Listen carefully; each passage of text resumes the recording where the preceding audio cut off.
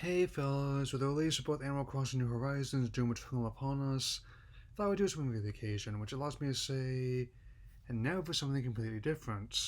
I've been looking at stuff I normally wouldn't, so let's open up the Animal Crossing OVA, a movie.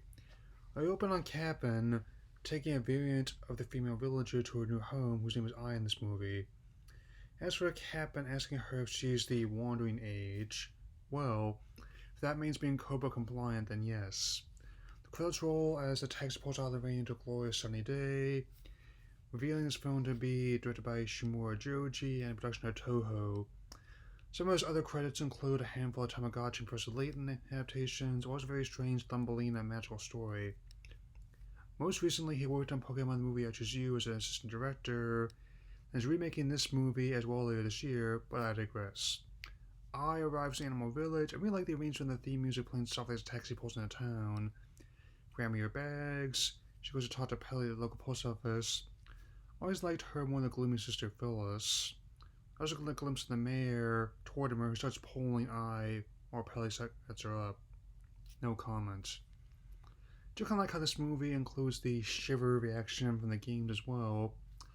We'll address this more in a bit, but it's interesting to see this movie answer the question, how do you adapt a movie out of a game when the plot is simply living your life each day? He also has the gloom and joy reactions as I goes to see Tanaka at his shop, Nook's Cranny. On top of his comments being game maker, I also like how much fidelity is the game's just 5 minutes in.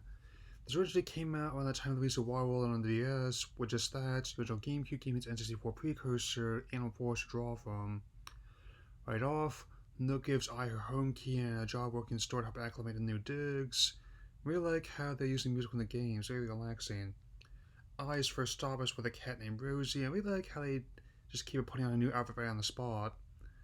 Her next stop is with an alligator named Alfonso, who's given 500 pies, is wearing a Mario shirt. So I guess that's technically the Big Bro shirt, but somehow simply caring about the material can make adaptation that much better. After him running off to catch insects with a kid dressed like a ninja, hold that thought for a moment. Her next pack is going to a wolf named Miss Whitney. Things all details of the way characters move and some of the dialogue are intact. I had to stop by the Able Sisters shop, Mabel and Sable, meet an elephant named Margie in the process. They've included designing their own outfits. How about that? The sun sets, I reaches her new home on the hill, and Ninja from earlier tries to catch a spider. It's the simple things you enjoy sometimes. His name is you. Next day sees I earning a keep and familiarizes herself with the town. As the scene continues, we see I getting more outfits and furniture, bonding the locals expanding her home. Next early is to Mr. Apollo, but he's not there. She gets spooked by you, falls backward into some flowers, and runs afoul of every city. Apparently he's doing search and rescue since Switch does not have a physical reset button. Personally, I think Island Life and Retirement would have been fine in the new game alongside his brother Dawn. I search for Apollo leads her to the museum where she meets the curator Blathers and his sister Celeste. He was always the curator of the museum whenever you brought stuff for him to examine, especially how he doesn't like touching bugs when in reality owls often eat them. Celeste then leads I to a coffee house known as the Roost where Apollo might be. It's a location from the game's Lemonade Inn, as in my spoiler just a future movie show with a hi-hat cafe. Barista is appropriately enough Brewster the Owl.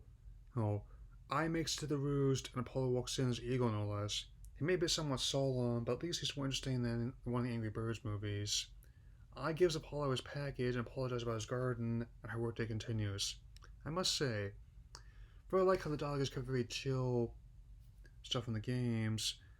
She also meets Elephant and I meet up with Margie again as I writes let her mother. That night, I takes a walk on the beach, finding a mission of a ball with some foreshadowing on it. She goes with some of her friends to the beach, and apparently Whitney and Apollo once dated. Basically, if I wanted to know about that, I'd watch Beastars.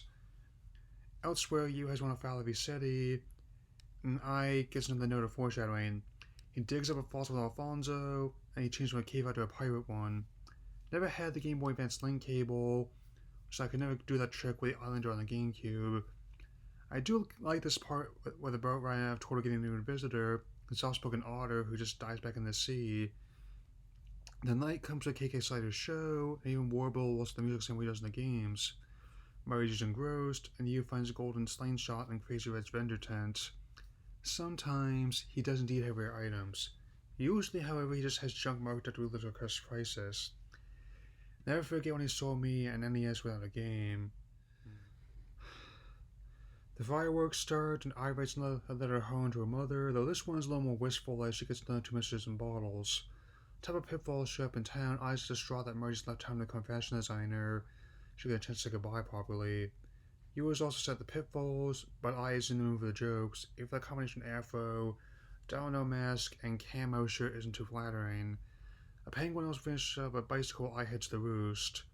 Oh dear, what has River Spirit done now? Anyway, I bends to Brewster and Whitney. It's actually a pretty tender moment as Apollo hears her words inside the door. I run to the beach, giving a line from Mercy, wishing her goodbye. Say they'll always be friends no matter where they are. That is some wholesome cherry pie right there.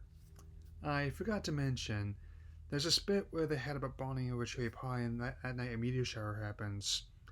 Time passes, more letters come and go, and winter has come.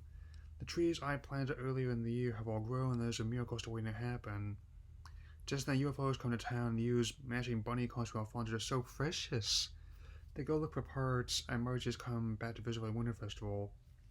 Among other events, you and I become friends. Apollo's joy is restored, and Spacecraft goes home. We close an eye, winning the decoration contest of the Winter Festival, sending a letter saying she's finally home. So, the question is, how do you adapt a video game where the plot is just daily life each day? Answer: you show characters doing just that.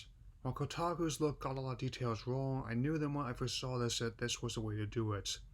To get their core mixed material work, also make a good film on its own. In many ways, it's like the Animal Crossing version of My Neighbor Totoro in terms of animation story structure. This is one of the better video game movies I've seen, which to be fair, is pretty low bar to clear. Also, sorry for scooping your idea, Mr. Renner. Final rating is 3.5 stars or 4. Next time, look at a video game movie not even fractions as good as this one. Later.